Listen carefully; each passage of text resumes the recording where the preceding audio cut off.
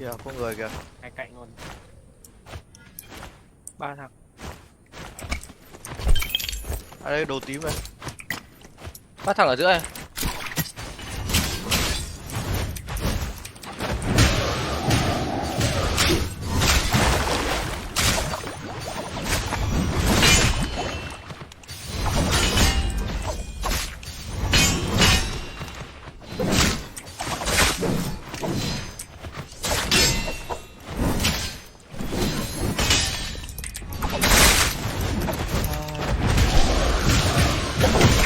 Ê,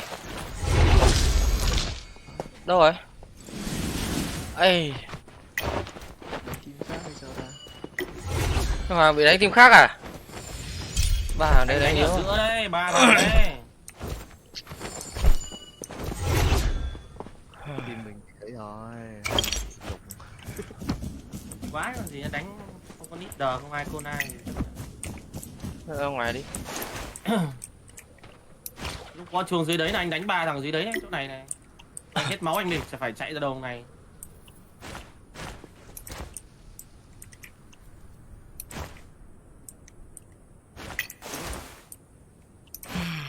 Không thì đánh hẳn ra ngoài luôn. Lên đây đi. Rồi anh đi đâu kia? Hoàng chạy đâu kia?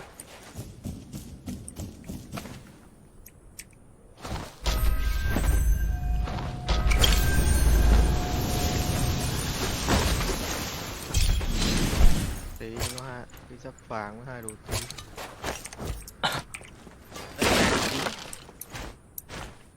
Có phương phát xuất hiện ba thằng ấy, đánh luôn hai thằng đấy. Một thằng sư.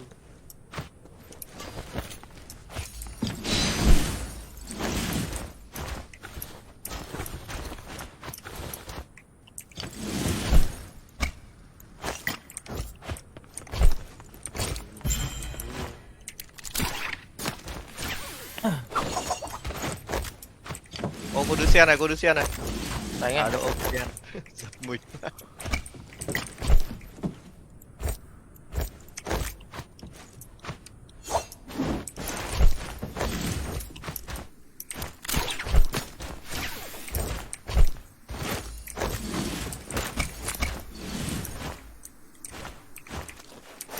Đi đánh nó đeo đi ngược.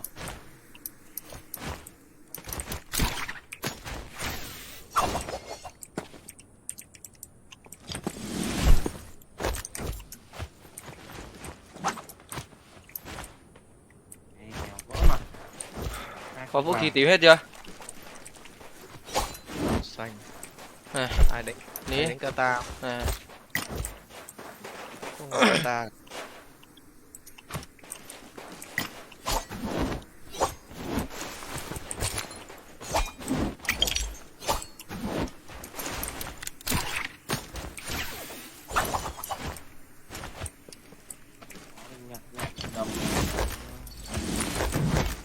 The shadow will shortly begin to spread.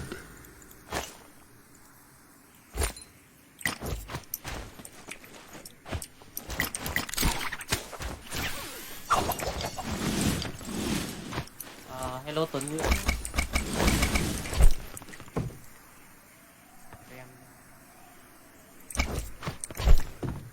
thụ xa này.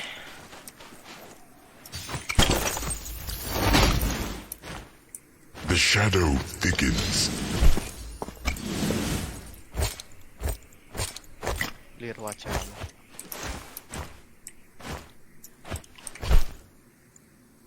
Lên hỏa chạm.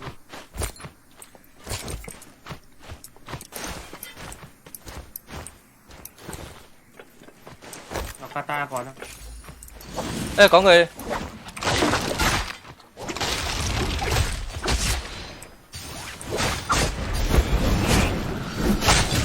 Quay lại. Cắt rồi. Hóa luôn này, hóa luôn này. Vào ngoài.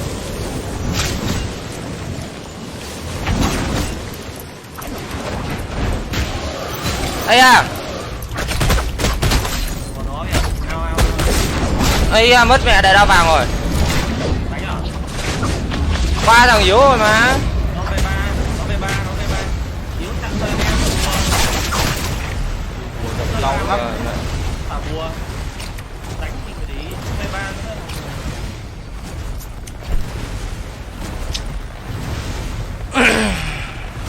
Đi qua Hai ba vào mắt Sam đi lên. đến cửa này nó đập ra,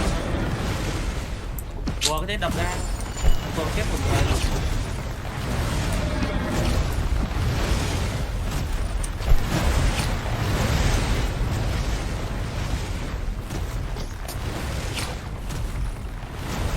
Quang vận động.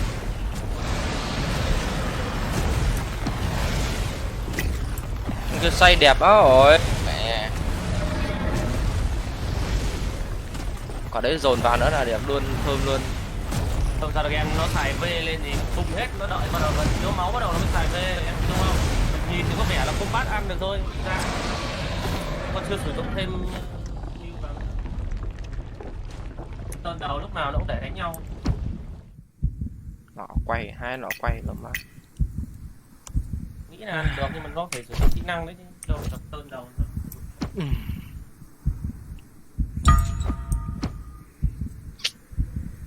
Ấn cái V cái là đẩy tung hết rồi đâu nó đây.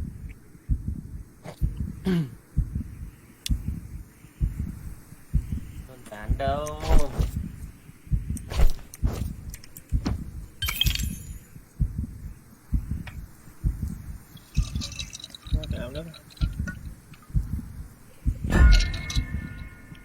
Ừ. Tính toàn ngược Dạ, chiều tính vào đây này. Tính ở đây này. Nỏ hai nỏ quay à.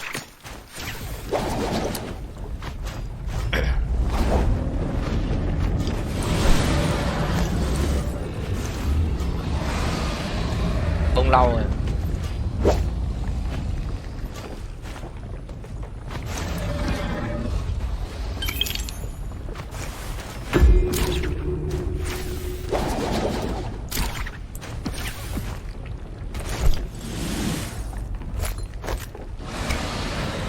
đường vào trời. Anh em nào có định lắp không vậy? Không.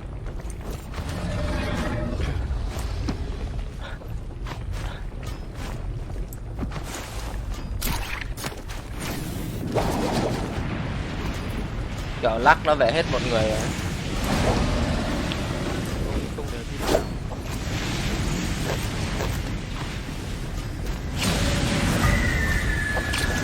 Sau.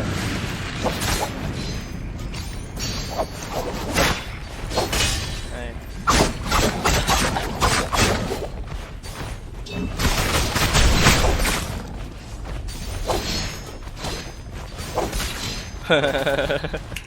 Bánh đi.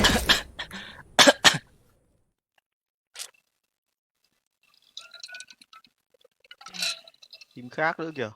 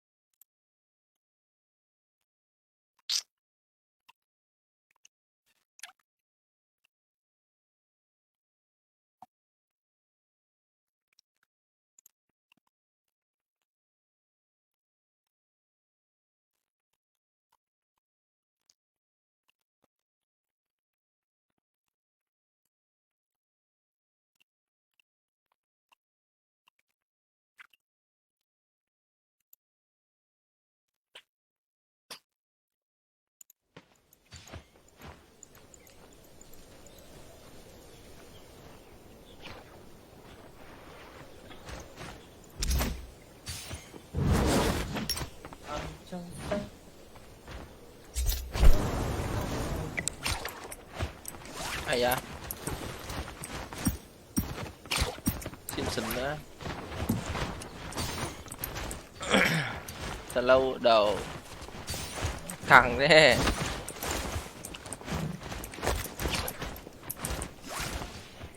Sim với slow.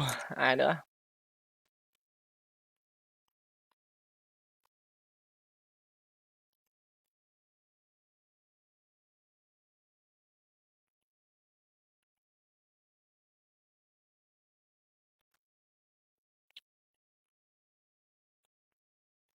Mà này nó trên nó đi cốt nào ấy.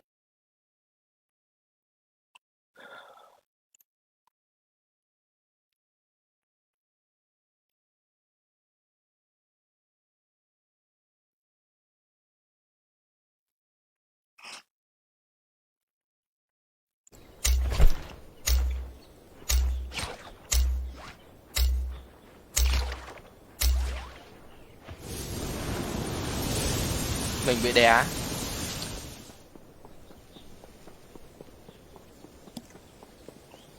Đè cái cạnh có một team nữa.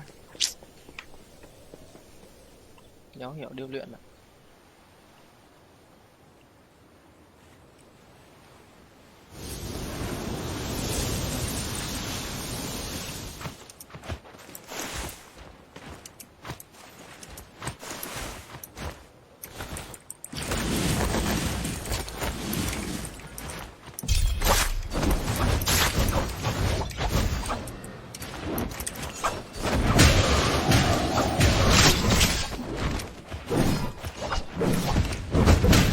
Ui, yếu lắm rồi. Cứu! Đổ má hai thằng yếu đây luôn à. Mẹ. Chưa đánh chết rồi. Vui thế nhở.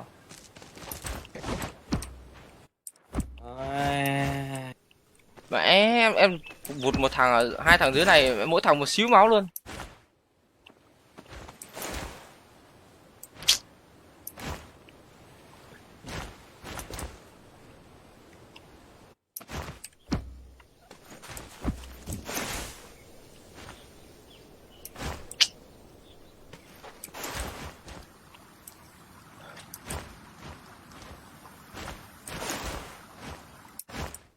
Có người Đấy, có hồn. hồi sinh này. Để ra đánh nhau luôn đội này đi. Xong trận.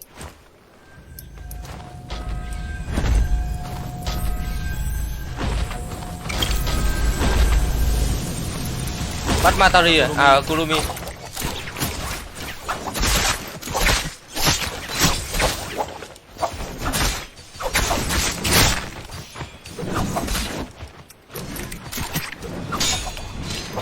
Bắt đi à?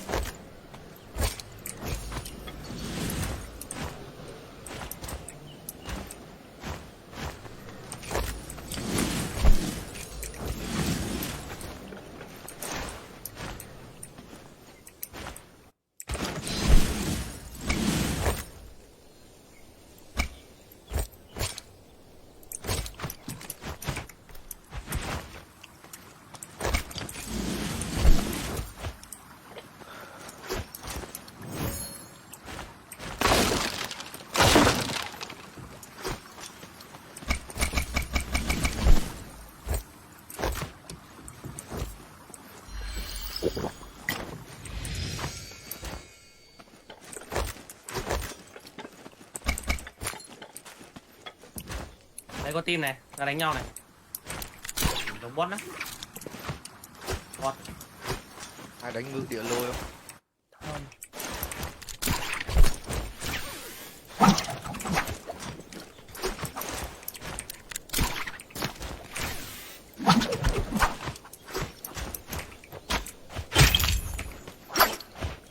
Anh em có đồ tím không?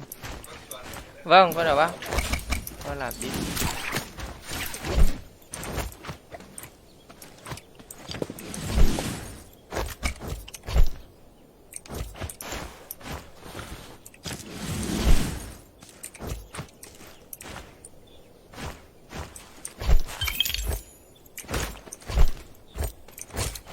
Em vào check xem hồng như không. Hết rồi.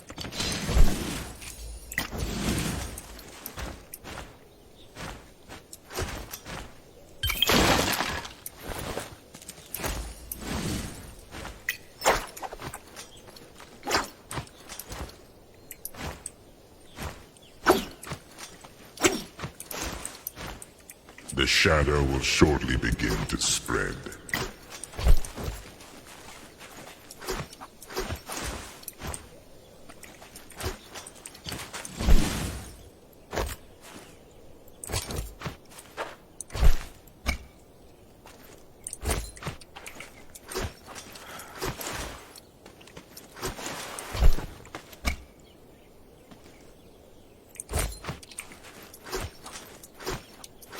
The shadow thickens.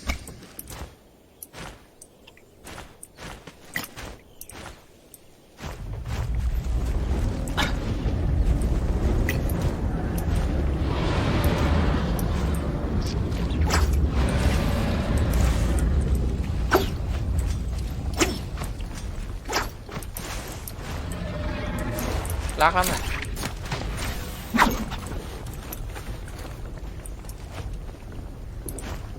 Giáp vàng.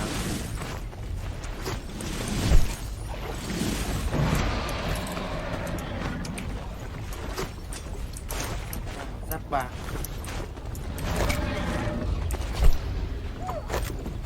Muốn đi đắp tím mặc á. Không thả. Không thả. Làm nhiệm vụ cái. Hả? Ê. Muốn đi đắp tím làm nhiệm vụ. Mặc luôn được. Muốn nốt cái giáp vàng mà.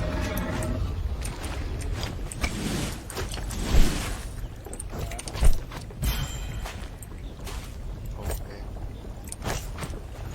Có người. Băng. Zoto.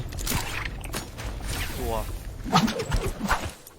Con này non đấy, bắt được, đánh được.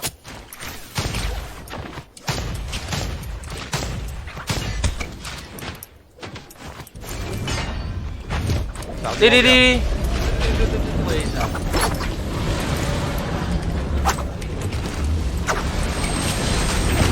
Cái rồi má. Cho lên rồi. Thế thằng đại sư đúng tí máu. Thế đùa. Sơn không kịp lên form à? Xoay đao đi chứ.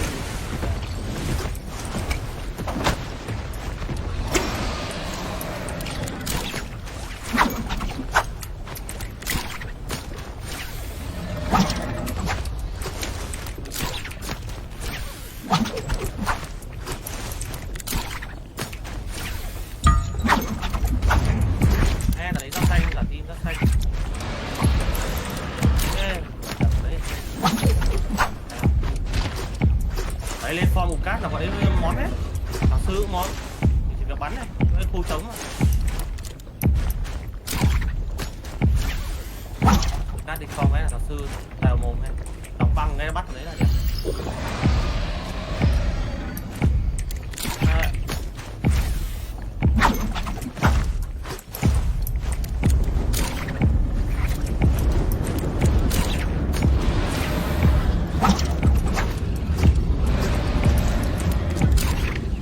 Mẹ.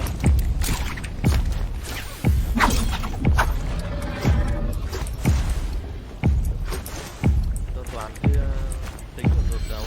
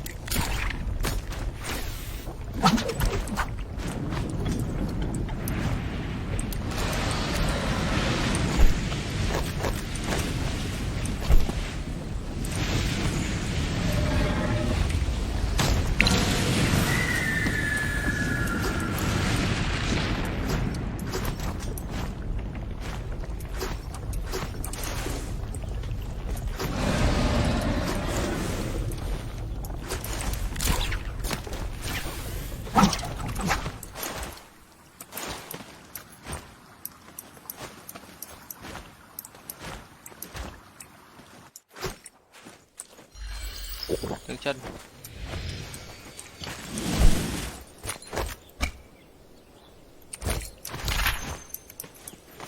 Cho em qua thử chân nhá. Ê, chỗ mày với chỗ anh là cách từ tỷ mét. Đây lấy ra tím luôn. Nhà Sơn. Đây lấy ra tím luôn ở trên thính. Ra xanh này trước. Đây.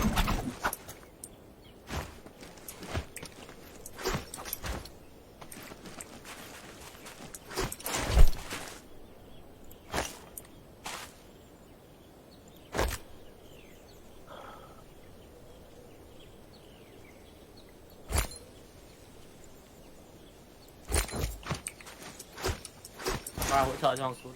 Không sao.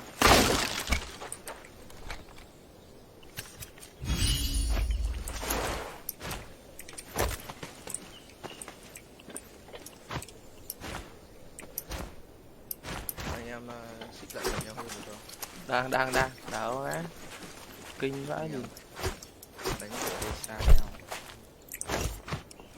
Thiên solo nhiều. Ê, có vẻ. Với 19. 74. Từ đó nhà Sơn bình tĩnh thôi, vào chết đấy nhà Sơn. Nó đang lên trên sen đó. Ken bỏ hết đi. Đánh. Ở chỗ này có ấy không ta? Không biết có đó không, đang định sang check. Thấy nó bay sang lại ra chỗ team cái. Qua đi. Chắc là không có đâu. Dùng 200 vậy rồi.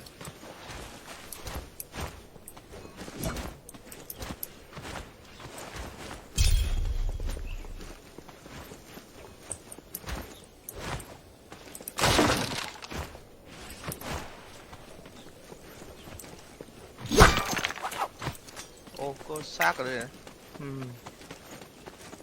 Ui, đầy đồ tím này. Đây xác nữa này. 3 xác này.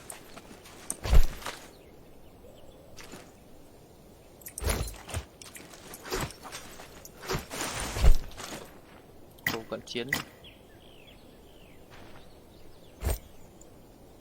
Bây giờ đánh ra đổ trắng to.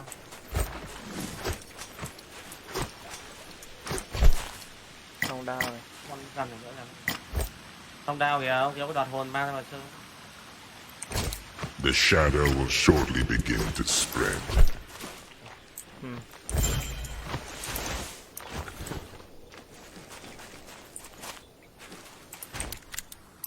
Giật thế nhờ.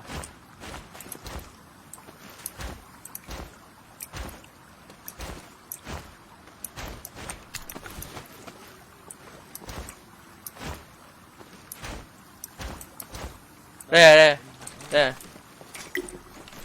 The shadow thickens. 8%.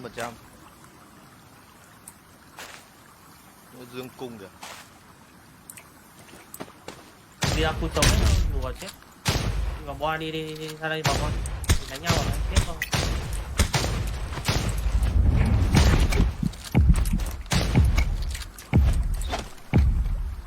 Bay giáp rồi kìa. Đánh thì vào đánh luôn. Cho lùa trên rồi.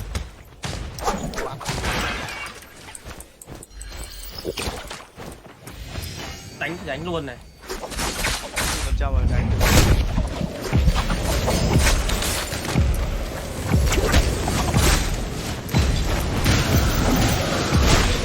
Quay của. Ôi nó xuyên rồi. Của chết rồi. Sợ đâu kìa. Chết một rồi. Chết 2 rồi. Cứu được em thì cứu.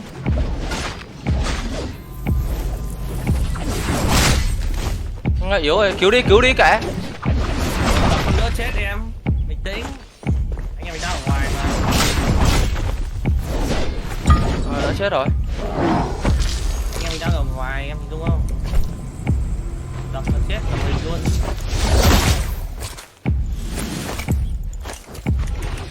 Quả bò chết hết ngoài luôn này. Rút nhanh nhá. Nào, một nhóm này. Chết mẹ này, không còn Anh mà máu. cứu vào đấy là anh đi luôn rồi đấy. Đập phát đấy là Vào. một. Vào đi, tôi Anh hồi chết cho. bo kìa. Tôi hồi nhóm với cả hoàn hảo. Vào đi. Rút không kịp vào nhanh.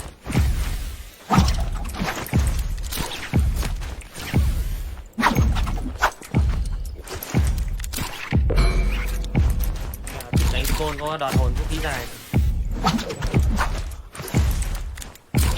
Giáp xanh của em. Đó.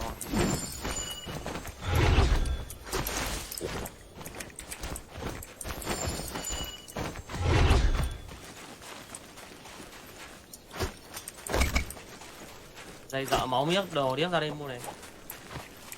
Không vào trong như là để nó cao. 23 thằng. Anh em tí cần tiền thì bảo nhá. Đi vào trong bỏ tiếp. Mà để mua bóng giáp. Tốt rồi. Rồi thì bọn nó cũng vào trong ấy mà. Có bao ti à? Mở đi. Con này thì chỉ có mở thôi để. Úi giời. Kìa. Giống bot ra. Bot à? Bot thứ rồi, bot. Bot đứng yên.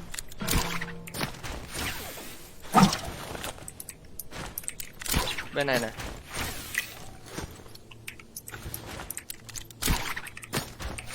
Bot chạy ghê. Có ngựa điện lôi này anh em nào xài không? Đéo phải bắt đâu. Hả? Đéo phải bắt đầu người á. Người á? Nhà đi kệ nó. Nhà hết đồ. Có quỷ đao ám sát nhá, ai xài. Nó ra lấy thính rồi.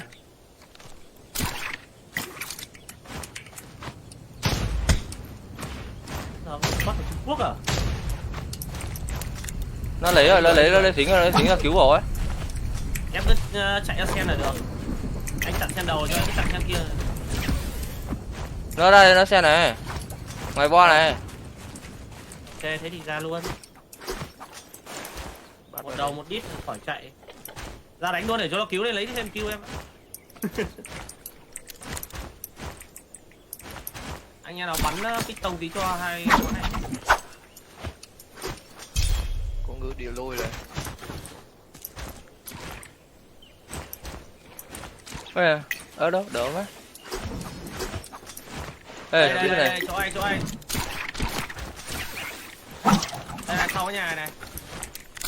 Sau nhà nhá, nó Takaji sao đấy. Đây đúng không? Chạy đi bạn. Ủa không móc à?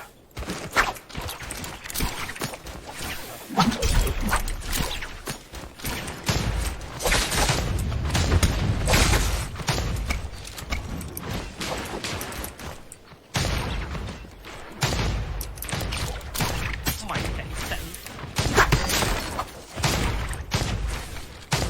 Bắn sao được? Đây em không nhìn vừa anh bắn mất bao nhiêu máu đấy à?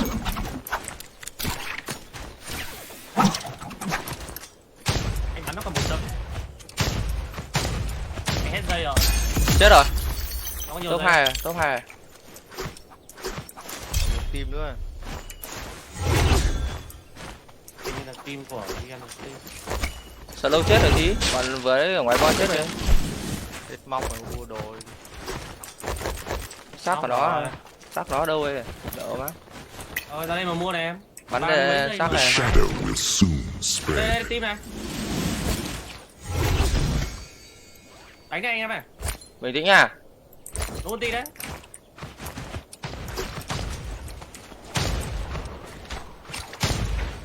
Về luôn.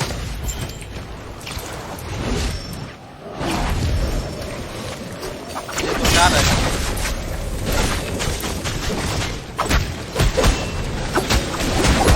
Đeo đi, mày đeo đi này. Rồi. Rồi đi, hai thằng nó đang đánh anh mà.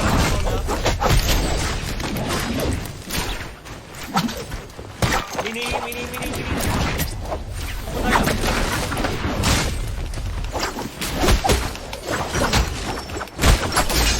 Chết một rồi. Bình tĩnh cho máu giáp đánh thằng này nữa là xong. Anh đánh nhau với hai kia nó hết máu giáp mà.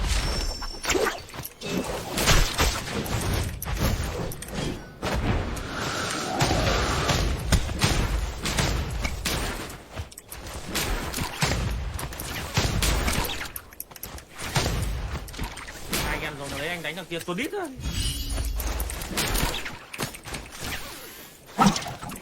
Làm sao mà may được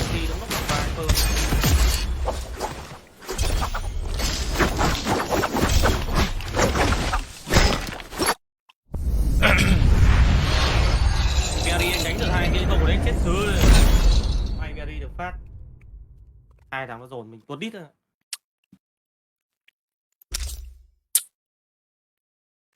Móm mồm.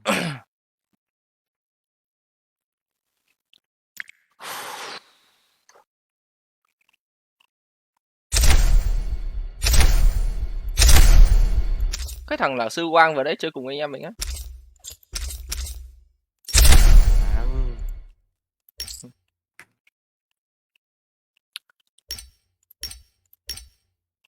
Thì nó tính nó bắt anh nhưng mà không bắt được.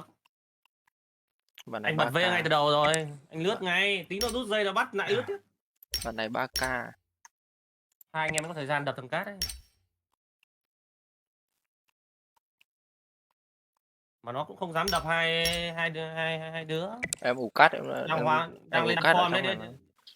Không Mấy phải mà em đứng cạnh Nhật Sơn nó không đánh được. Bắt buộc nó phải bắt anh. Là ní nào cả đỡ cứu. Mình bị Barry mẹ chém cái máy quá tuần.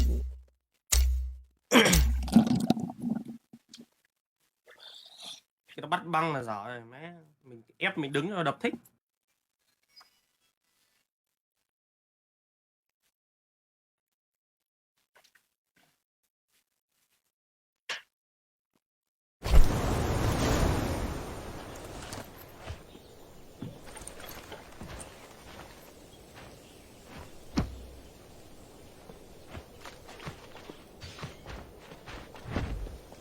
Chùa Lạc Nhật.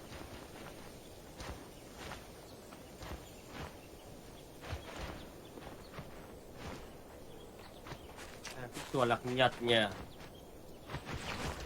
Vào đây chơi các bạn tí.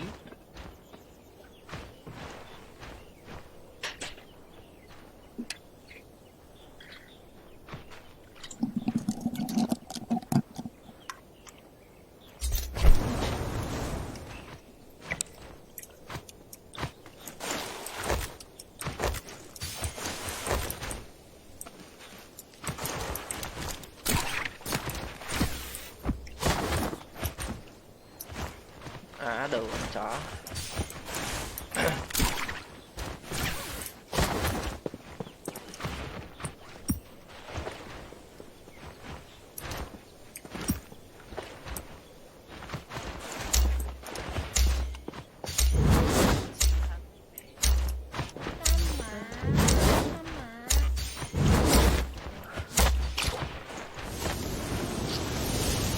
Team mình mà ulti lên nó giờ dồn cái.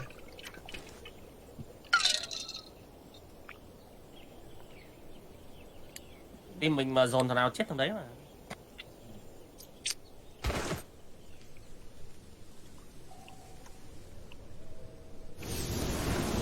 Băng thấy là chết nó nữa. 3.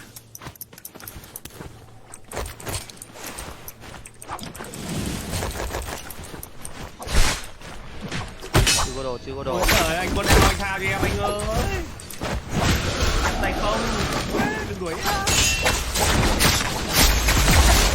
Ôi. Mày bắt em anh à? Bắt em anh à? Bắt em góc rồi, anh chịu rồi. Bắt em góc em như thế thì anh chịu. Không, em ở trên tầng 3 mà em đánh 3 thằng mà.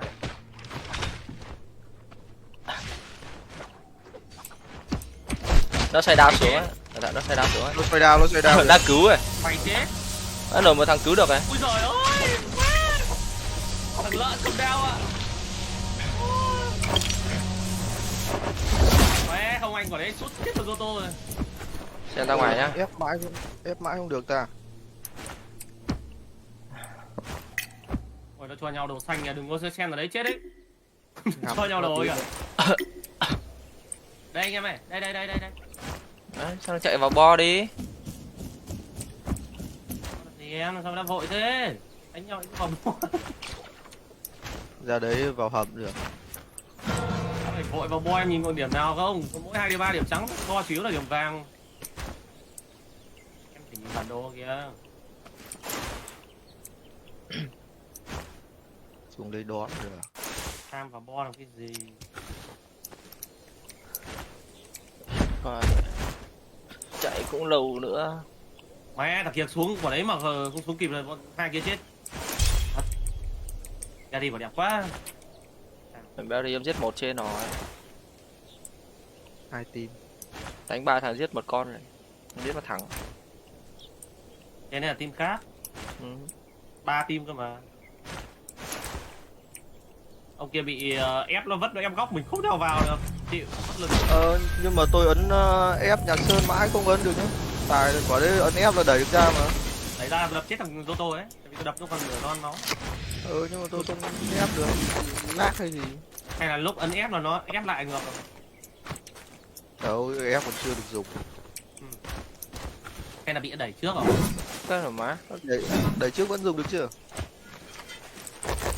Có thể dùng khi đang tấn công mà. Cái gì lát rồi. Dạ. Tôi có 1 thằng này, 2 thằng này. 2 thằng. Chỗ nào ấy chấm. Mày bắt ai? Mày thích solo à? Úi giời ơi. Ôi mà toàn người quen anh làm sao đấy. Xa đấy nhìn. Thằng thế nhở. Đây rồi, đến rồi. Thằng này bot nhá, không phải người đâu, nó berry. Ảo ma lắm. Thấy chưa? Bot đấy. Đánh đợt trắng rồi, thằng này đánh đợt trắng rồi.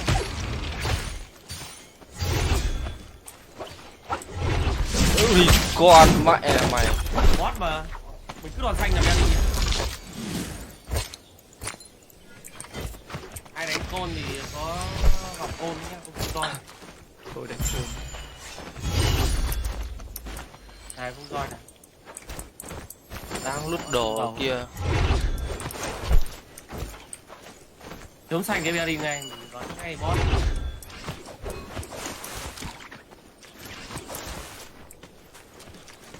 Đang lúc đầu không biết lọc học kinh đánh nhà. Tưởng 2-3 thằng kinh nó đánh. Làm đi anh em. Ra ngoài này lút đồ vàng á. Có cái đảo á.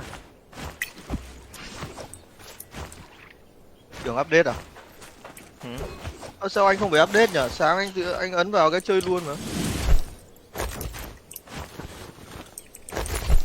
Anh cũng tắt máy mà. Thanh thủy này. Đây luôn, thế thì lúc bật lên tự động update. The shadow will shortly begin to spread. Đón để thôi. Thằng. Ui một cái vá trời, một cái tên nổ mới ngỏ ra lắm bằng vàng đấy trời. Tên nổ này. Hai bắn tên kìa. Đây, băng cung. Băng cung đây. Tầm đi thay viên đam mấy tí mượn đổi. The shadow thickens.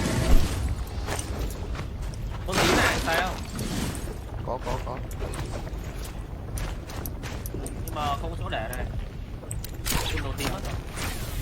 Ông đi chấm. Chấm ra lấy nhá.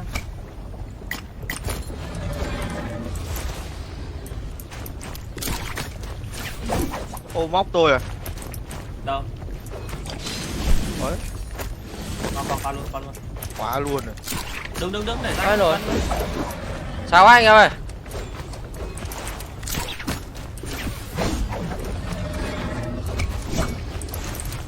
Ngoài hầm à? Ok đây. Thằng này nó băm tôi ạ. Đéo đứng được dậy.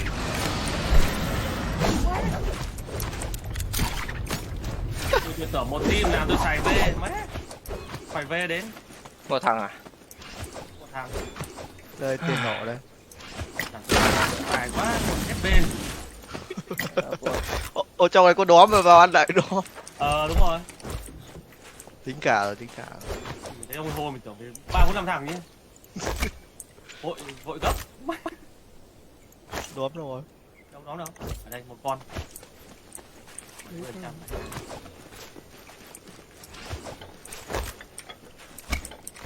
Nhạc Sơn biết.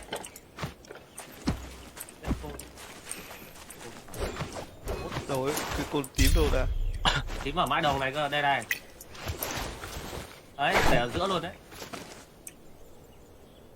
Ui rồi xa thế. Dưới đấy, ra gì? Chân. Đi đâu đấy? Đây mà. Đây này. Ok. dưới mà kia là cú xuống nó trống. Đây đi lít đi.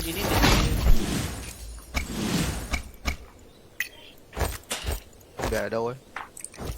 Ở giữa đấy. Này nóng Thấy á. không? Hí. Đây rồi. Giữa mà. Bùa em ơi, bùa 15 em ơi. Rồi.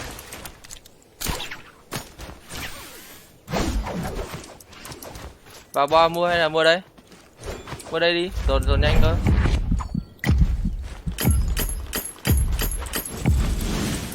Nhanh không hết này. Nghĩ rút dây đây nhanh không hết này. Làm gì vào đấy đấy. Đang ra đây. Bộ hút á. Bóng.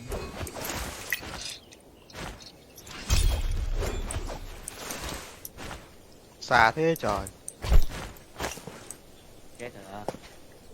Đấy. Rồi hết luôn, vừa đến cái hết luôn. Thôi, ra đây là. Ra đây cả. Lấy nặng mình ra.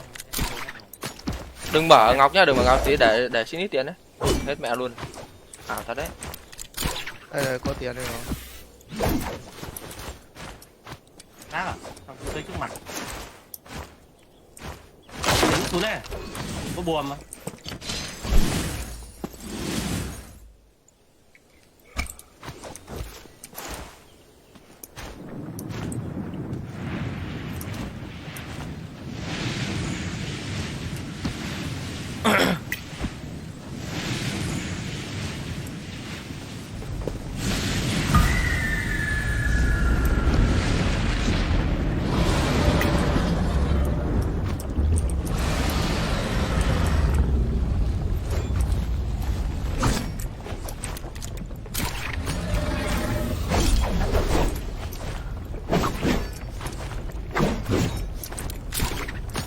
Hầm không? Gì? Hầm. Đấy. Là trong này đánh nhau này.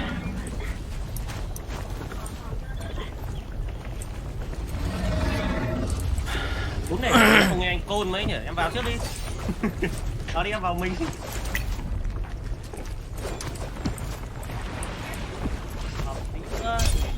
Nó lấy đầu cứu mất rồi này.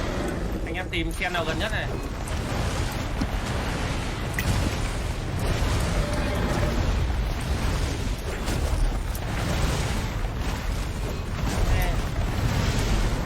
Trước thì anh không nút được rồi.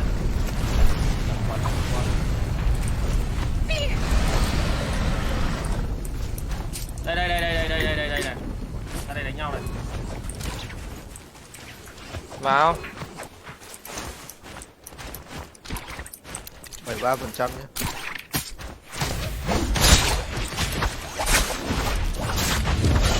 Ôi rồi. Ô tí đấy.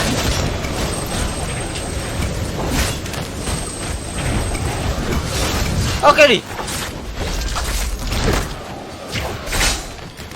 Chạy đi. Chạy. Con chạy đi.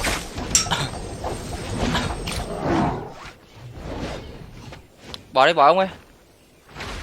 Ơi đi Nó vẫn văng được kìa. Băng form luôn à? Ừ.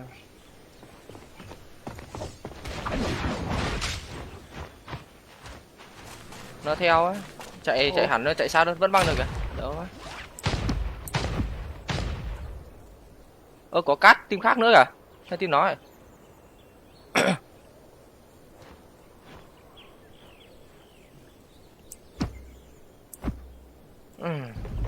Team khác vào nữa.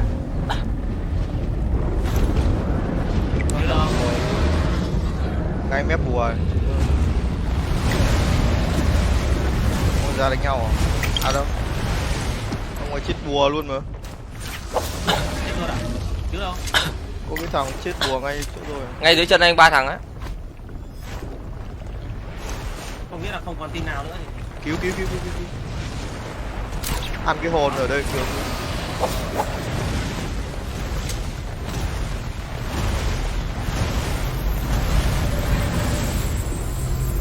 Đi ra nhà hồn luôn đi.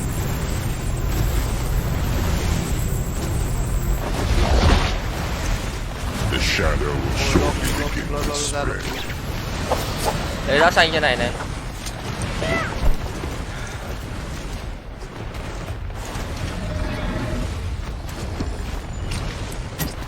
Nó móc theo ra kìa.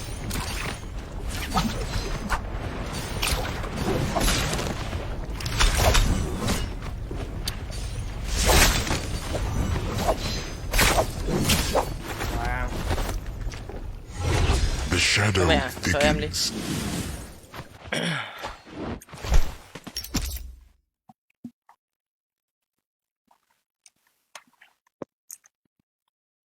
Nó lút đồ thằng kia, nó thấy hai anh em. Thế là đi.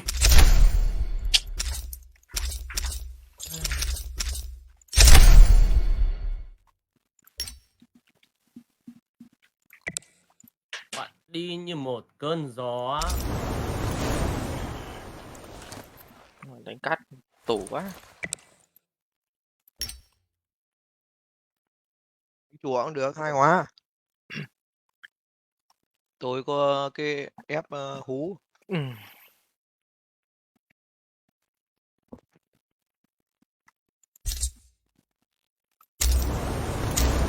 Cái này cho chắc.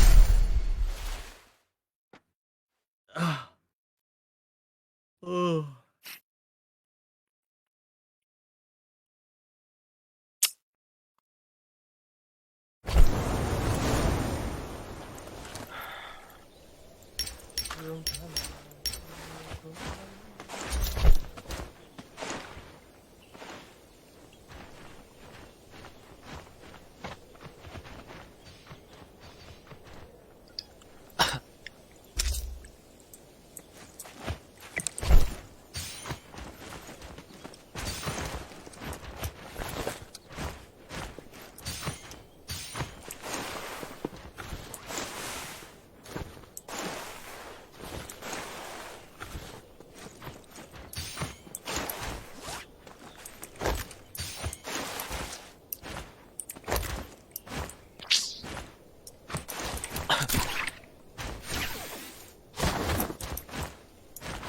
Vả vào mõm nó nào. Đây, nó sút xài lợn nhung nhau. Đón.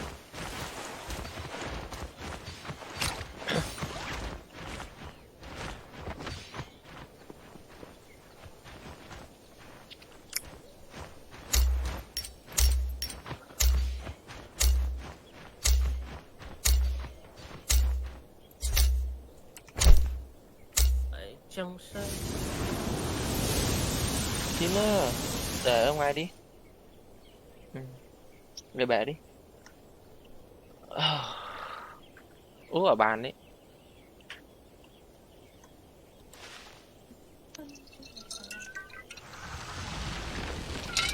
Lệch em đánh. Đấy. Còn xanh vậy.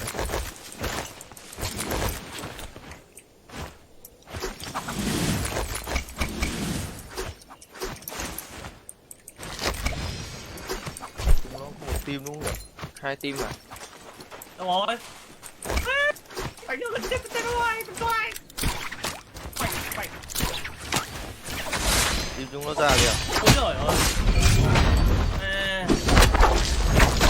Đây à.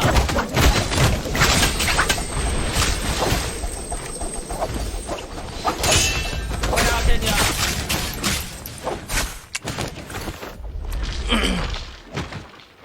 Em luôn à? Anh ơi, ra đi, một yếu à? Từ quay out kìa. Ê, là cái thằng này. Cái đầu. Thôi chịu rồi. Ăn quả bé đi theo thôi rồi.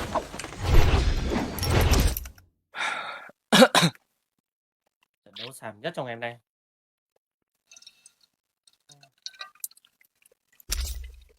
Ê nhờ.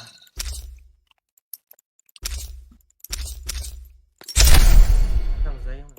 Hai thằng ngon.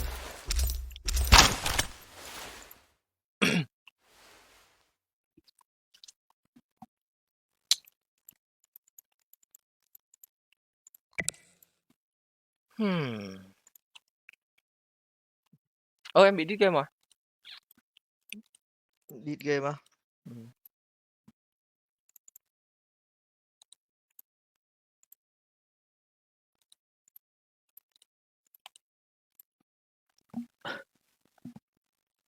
Vẫn vào được em, thoải mái. Nó đang vào lại không? Vẫn vào được, vẫn vào được.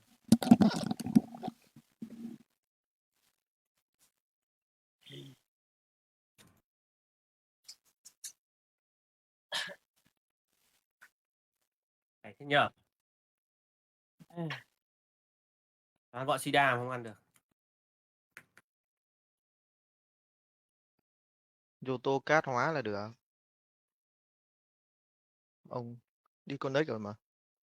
Tí vào lại. Nghe để đồ đánh cát được.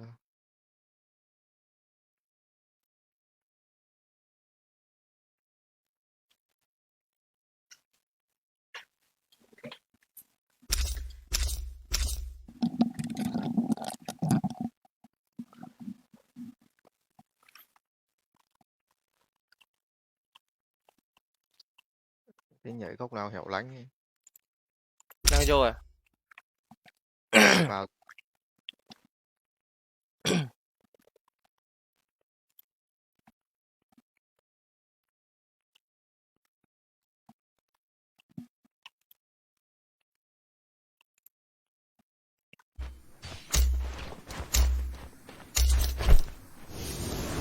Rồi.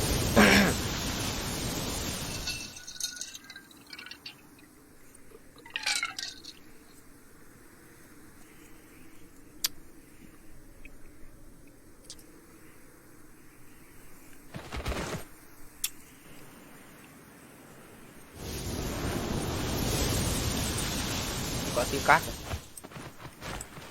Ngồi giữa. Ra ngoài nhá, đỡ má thấy nó nhặt đồ không có gì cả.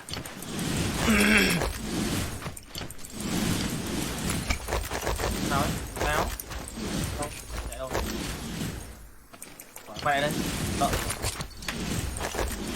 Lùa anh à.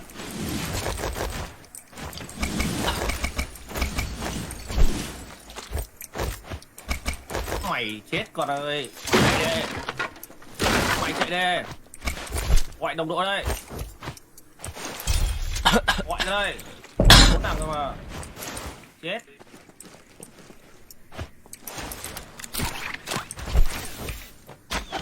Anh em làm cái côn vào nhá. Chầm côn. Tí kiểu gì nó vào cứu. À đây có côn này. Nó vào nó cứu bây giờ mà. Xe nó, xe nó, xe nó, xe nó. Chen luôn à? Thằng nhìn như anh chạy.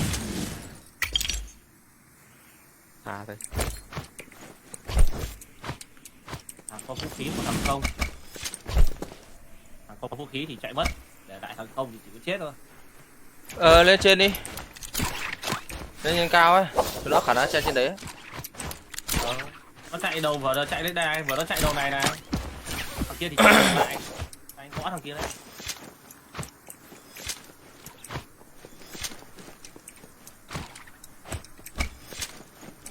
Tắt xanh này. Đâu? Qua luôn. Đây đây đây nó móc lên này. Thằng cát. 3 thằng rồi. Tắt rồi. Này thế. Rồi. Cát. Té luôn đi.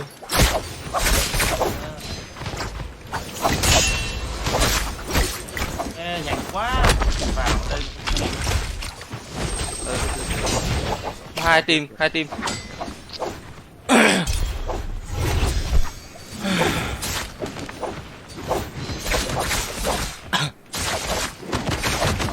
Chấp cả ba mày.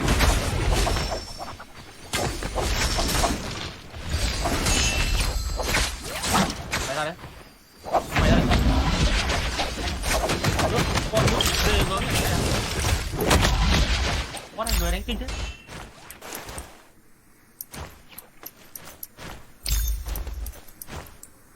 Mày ra đấy. Lợn này tao sợ mày.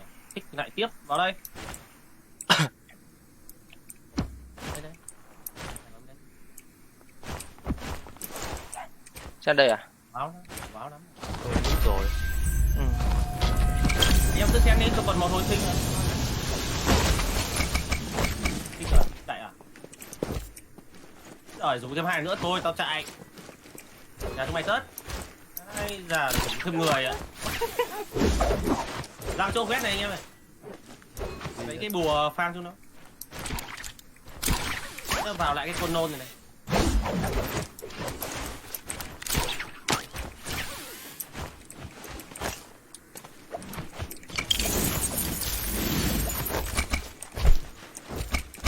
Ngọc kìa, khu Ngọc kìa. Bà Thậu Ngọc.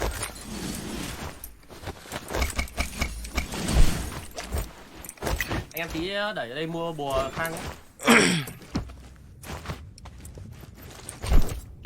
Về trên lại à? Đang cần cồn.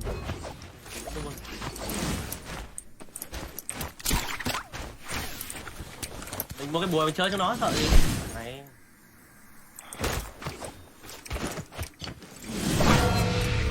Pháo bạo phong này.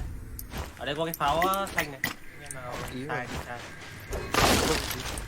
Nó xanh ở đây nhé.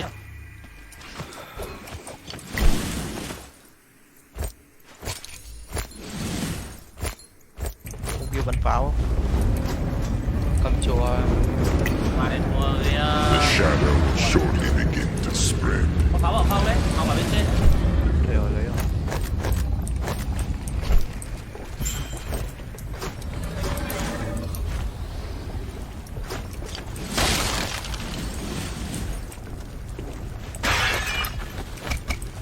Bùa 15 này, anh em.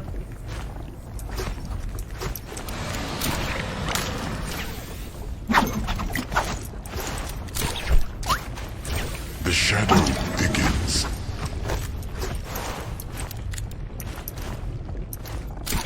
Làm cho anh em luôn.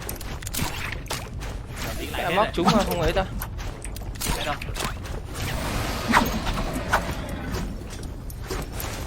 Còn búa không? Con. Nó mua mất rồi. Ấn xong vậy. Mẹ. Tốn nhanh thế nhỉ? Lại tiền giá đấy.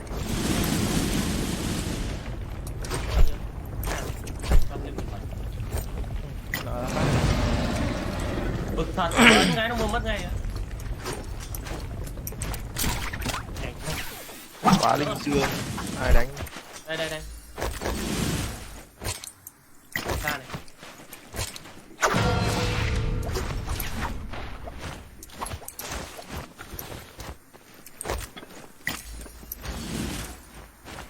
Gì vàng?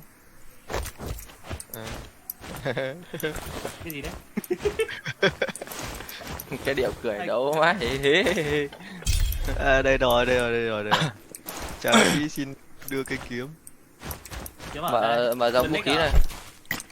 Chắc ông nhặt được quần nick ông cười to thế. Hôm nay Anh mở cool rồi. Kiếm này, nhặt tiếp đi. hôm nay mở toàn đồ vàng nữa kìa. Ngọc vàng ra. Con đầu cười hứa. Chục viên. Có thằng kiếm chìa khóa chữ Y rồi này. Ở đây thôi, quản tí bắt cho nó. Nấp ngay trước cửa. Có bụi tí không? Đây bụi tím này. Đấy. Ngay trước cửa. Đây được đấy. Nhưng mà đợi đã, đợi. Đâu. Ôi Tưởng vào tí nó này. gì à? Đánh thôi sợ gì. Để lên ngọn cây tôi đậu.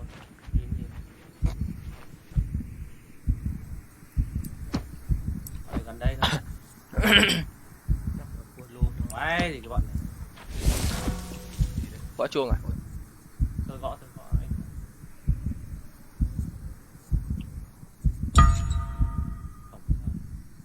Anh em mình chuẩn bị vào đây đánh nhau thôi, cần tách gì nữa. Nó cũng đang đến gần thì tùy cái đánh nhau ở ngoài trong. Nó cũng đang đến gần. Chỗ này bắt chùa hơi khó. Thế thôi, đi về kia để chuẩn bị vào. Đây đi. Vào làm tăng cho nó ra làm sao. Vào cái ụt cát này bật ulti cái này. Thư là phải ulti đầu tiên. Đặt tường này.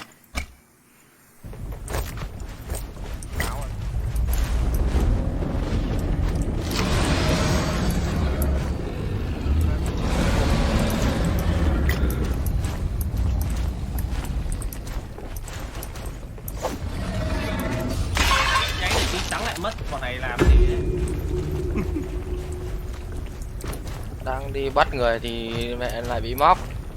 Quay lại đánh nhau.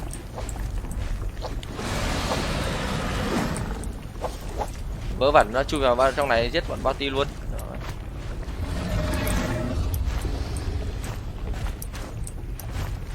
Rồi bơm đầy cung đã cái phần bắn.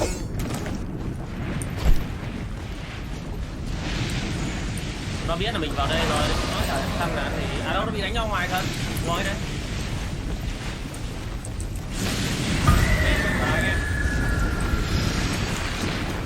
Đắp rồi Đấy này. kia Atari Chùa. Chúng ta đang đánh nhau vừa mới đánh nhau xong. con giờ như kìa. Thằng kia là sao không vội thế.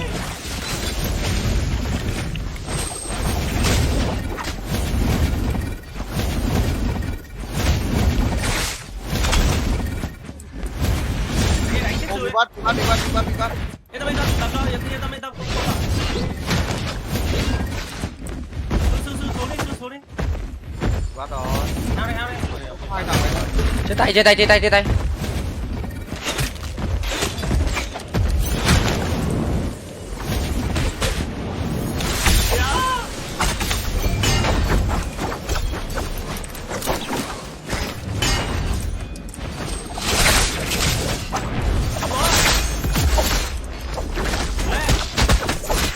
Mày chết, ăn cái lồng nước chết rồi. Bên châu ở cận nó này. Quên mày đấy tập. Lấy cái chú tước sớm đi. Quá nhiều lòng nhặt. Nhanh thế. Ngọc cung ông nào ông nhặt mất rồi. Tay rồi. Em nhặt rồi. Không cần cái này. Lấy không này, tên liên hoàn này. Quá đình dương anh nhặt để cho bắn cho nó thấm. Nó dính dịch. Đây đầu này bắt mấy bọn là dính được.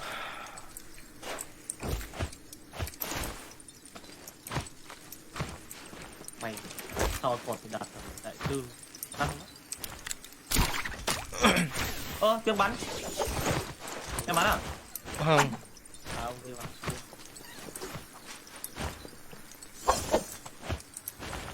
Ông thì đóng thẳng vào trong cũng được, tùy anh em đóng thẳng vào trong. Càng lúc càng gần rồi đấy. Dưới nó ở dưới này này. Đây có cái gì? Chìa khóa chữ Y này. Chìa khóa chữ Y này. Lại gần được kìa. Bắn cái chuông này.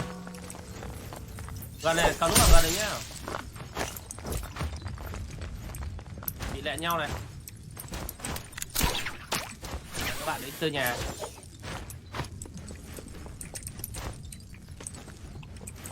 Ra hẳn chỗ rỗng để đánh nhau này anh em này. Ra đây này, nó gần tới.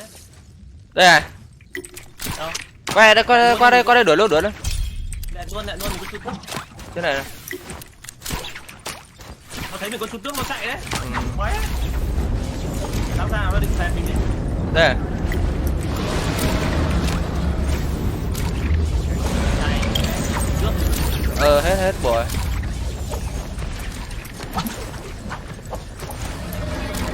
The shadow will shortly begin to spread. Đã biết đâu rồi. Vào trong thì bọn này kia nó bên trong. Ê bên ngoài có team này. Ra đánh luôn. Ra đánh bọn ngoài này. Lần nào cũng hết bounty rồi. Đâu? Chỗ nào em? Anh thấy. Đây. Hai thằng. Bọn nãy đó bọn là dự đúng ra. Không bắt đi em này. The shadow thickens. Chạy bạn. Bắt đằng sau kìa, thằng gần này. Thằng gần đó xanh này. Một người bắt đi em.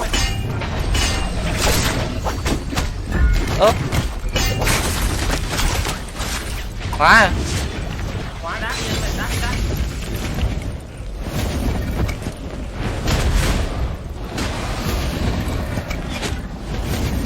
Bắn chết mày luôn. Thằng Zoto này lag à?